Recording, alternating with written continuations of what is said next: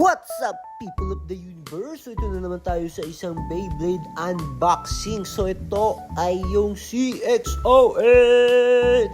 So sana naman nakuha na natin yung wheel.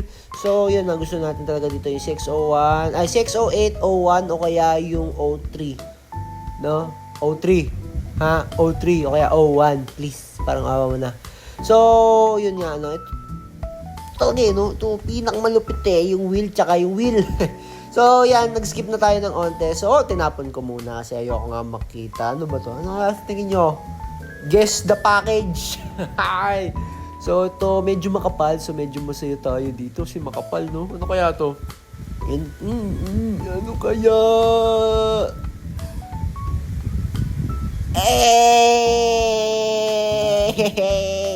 Oh, one boy, nakuha ko din ang wheel. No, so buksan na natin tong ratchet. So yung ratchet nito ay 580, 570, basta yun, 5 something yan. Ito naman yung wall ball. So magagamitin natin yung wall ball. So medyo pinas-forward ko na. Ito na nga, kabuuin na natin. So medyo maluwag, no? So that's it, guys. So comment kayo kung anong magandang build, no? Bye!